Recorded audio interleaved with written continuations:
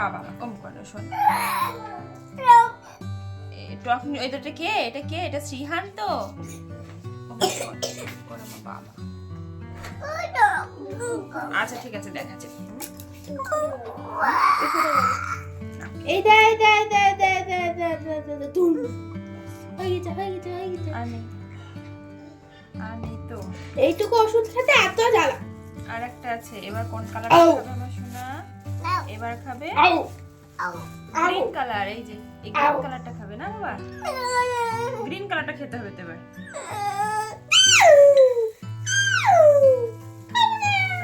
শুভ সকাল বন্ধুরা, কেমন আছেন আপনারা সবাই? আশা করি সবাই খুব ভালো আছেন এবং সুস্থ আছেন। যে যেখান থেকে আমার ভিডিওটা দেখছেন, বড়দেরকে প্রণাম আর ছোটদেরকে অনেক ভালোবাসা জানিয়ে আমি আমার আজকের ভিডিও শুরু করছি।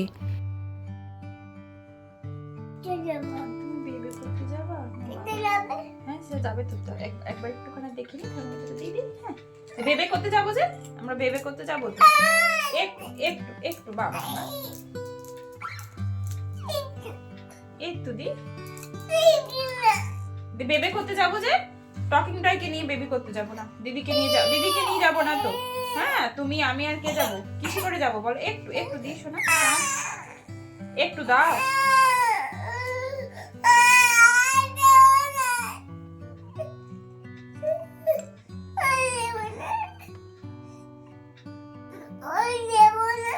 দেবো না অবশ্য না। প্রথমেই বলি, এই ভিডিওটা বেশ কয়েকদিন আগে শ্যুট করা ছিল। এই কয়েকদিন আমি একদমই ভিডিও দিইনি। এই সময় আমার সোনা বাবার শরীরটা ভীষণ খারাপ ছিল। আরেকটু নাও, একটু নিয়ে না।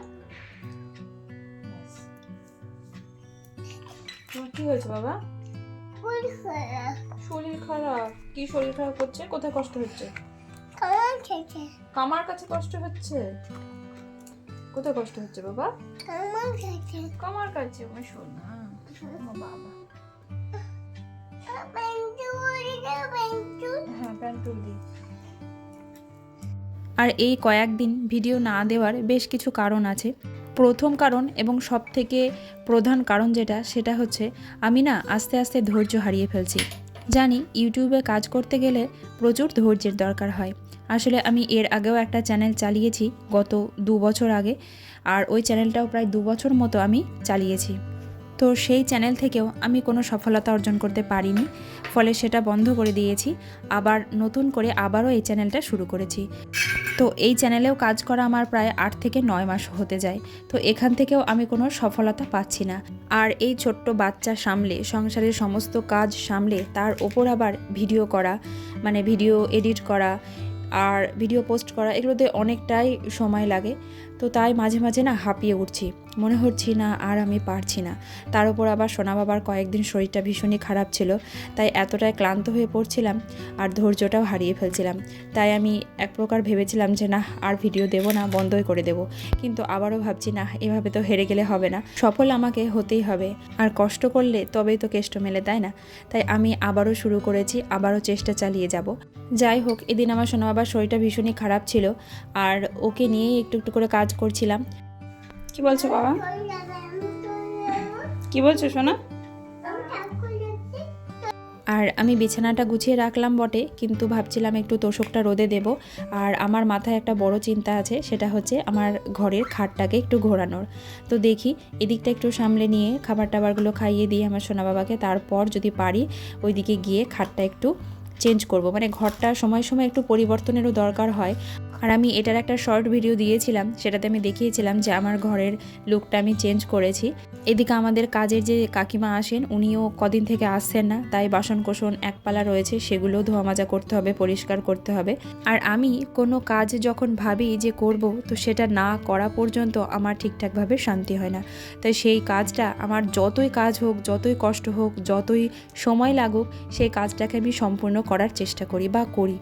এদিকে আমি বাসনগুলো ধুয়ে নিচ্ছি আর ওদিকে আমার সোনা বাবা খেলা করছে। আর বাসন অনেকই আছে, কারণ কালকে রাত্রের বাসন অনেকই ছিল, তারপর দুপুরেরও কয়েকটা বাসন ছিল, তো সেগুলোও ধুয়ে নিচ্ছি, সব একসঙ্গে ধুচ্ছি, তাই অনেক বাসন হয়ে গেছে। বন্ধুরা যারা এখন আমার পরিবারে এসেছেন এবং আমাকে দেখছেন, আপনাদের কাছে আমার অনুরোধ, আমার এই ছোট্ট পরিবারটিকে আপনাদের যদি ভালো লাগে তাহলে অবশ্যই আমার চ্যানেলটি সাবস্ক্রাইব করে পাশে থাকা অল বেল বাটনটা প্রেস করে দেবেন আর একটা কমেন্টের মাধ্যমে জানাবেন যে আমার এই ভিডিওটা আপনাদের কেমন লেগেছে।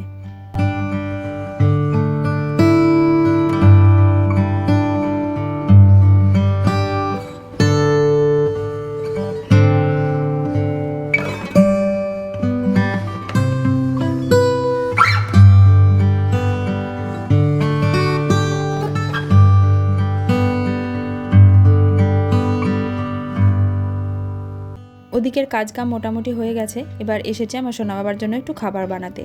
আসলে আমার সোনা বাবার ঠান্ডা লেগে জ্বর সর্দি কাশি, তার জন্য তো একদমই কিছুই খাচ্ছে না। এমনিতে তো খাওয়াতে অনেক সমস্যা, তার ওপর আবার ঠান্ডা লেগে জ্বর সর্দি কাশি।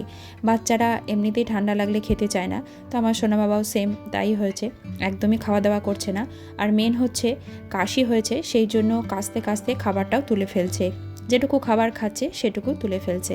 এই দেখুন আমি এই যে খিচুড়ি বানিয়েছিলাম, তো নিয়েছি একটু খিচুড়ি, অল্পই নিয়েছি, জানি না এটুকু খাবে কিনা। তো সব রকম সবজি মুসুর ডাল দিয়ে একটু খিচুড়ি বানিয়েছি, একটু ঘিউ দিয়ে দিলাম। আর এই খিচুড়ি আমার মেয়েকেও দিয়েছিলাম, ও জলখাবারে খেয়েছে। আর এই দেখুন আমার সোনা বাবাকে যেটুকু দিয়েছিলাম তার থেকে এইটুকু পড়ে রয়েছে, এটা তো খাইনি, আর যেটুকু খেয়েছিল সেটুকু কাস্তে কাস্তে তুলে ফেলেছে। তো এখন এটাই সমস্যা হয়েছে। আর এই গাছগুলো আমার মেয়ে কাকুদের ছাদ থেকে নিয়ে এসে রেখেছে লাগাবে বলে। আর এই লঙ্কাগুলো গতকাল বাজার থেকে নিয়ে এসেছে, এগুলো ক্যাপসিকাম লঙ্কা, এগুলো নাকি ঝাল নেই, আর এগুলো দিয়ে বেগনি ভাজা করব। আর 5টায় পেয়েছিল বাজারে, তাই আমি মাঝখান থেকে চিড়ে নিয়েছি যাতে সবার হয়, সেই কারণেই। আসলে 5টাতে তো সবার হবে না আমাদের বাড়িতে, তাই আমি মাঝখান থেকে চিড়ে নিয়েছি। এই দেখুন এবার আমার ঘরের লুকটা একটু চেঞ্জ করব। ওদিকে আমার রান্নাবান্না হচ্ছে, তাই রান্নাবান্নার মাঝে মাঝে একটু একটু করে এসে ভাবছি এই ঘরটার খাটটা চেঞ্জ করি। তো প্রথমেই আমি তোষকটা রোদে দিয়ে এসেছি ছাদে, এরপর ড্রেসিং টেবিলটা সরিয়ে দেব, তারপর দেখি চেষ্টা করে খাটটা একটু একটু করে ঘোরানো যায় নাকি। তো দেখুন আমি খাটটা একটু ঘুরিয়েছি এবং ম্যাট্রেসটাও বার করে ফেলেছি এবং পুরোটাই একাই করেছি, মানে এতটা পর্যন্ত একা করেছি। তো এরপর আর আমি খাটটা ঘোরাতে পারছি না, তো দেখি আমার হাজব্যান্ড আসুক, তারপর ওর হেল্প নেব, না হলে একা একা পারবো না। আর ড্রেসিং টেবিলটা কিন্তু আমি পুরোটা একাই দিকে এনেছি এবং এই কর্নারে রেখেছি। এই দেখুন এই হচ্ছে আমার ঘরের ফাইনাল লুক। বেডটা পুরো চেঞ্জ করে দিয়েছি, আসলে মাঝে মাঝে না একটু পরিবর্তনের দরকার হয়, তাহলে বেশ একটু নতুনত্বের ছোঁয়া মনে হয়। আর একটা সমস্যা হয়ে গেছে, কারণ সুইচ বোর্ডটা এই ড্রেসিং টেবিলের পেছনে চলে গেছে, আর ড্রেসিং টেবিলটা এখান ছাড়া আমি আর কোথাও রাখার জায়গা পেলাম না। আর এই দেখুন আমার সোনা বাবা এখন দুপুরবেলায় ঘুমিয়ে রয়েছে, এখন বাজে প্রায় 5:30 মতো, দুপুর বলা যাবে না আর কি, সন্ধ্যাবেলা। এখন খাটটা ঘোরাতে গিয়ে একসময় এসে তো আমার হাজব্যান্ড বলছে না খাট আর ঘোরানো যাবে না, কারণ আমার ঘরটা ভীষণ ছোট, তাই খাটটা আর ঘোরানো যাচ্ছিল না, বলছিল যে খাটটা খুলে ঘোরাতে হবে। তো আমি প্রথমে সেরকমটাও ভেবেছিলাম, তাই প্লাইগুলোও তুলছিলাম। তো তারপর অনেক কষ্টে খাটটা ঘোরানো গেছে, যাই হোক ফাইনালি আমি ঘোরাতে পেরেছি, আমার উদ্দেশ্য সফল হয়েছে। এই জন্যই বলে মনের জোর, ইচ্ছে আর ধৈর্য থাকলে সত্যি একদিন সফলতা পাওয়া যায়। আর এই যে টিকটিকি লজেন্স, এগুলো কারা কারা চেনেন আমাকে কিন্তু অবশ্যই কমেন্ট করে জানাবেন। এগুলো আমরা গিয়েছিলাম দিদির বাড়ি, তো সেখান থেকে আসার সময় ট্রেনে কিনেছিলাম, তো খাওয়াই হয়নি, আজকে হঠাৎ করে মেয়ে বার করলো, তাই সেগুলো খাচ্ছি।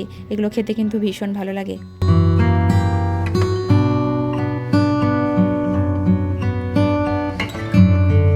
এখন বাজে রাত 11:30, আমার সোনা বাবা ঘুমিয়ে পড়েছে।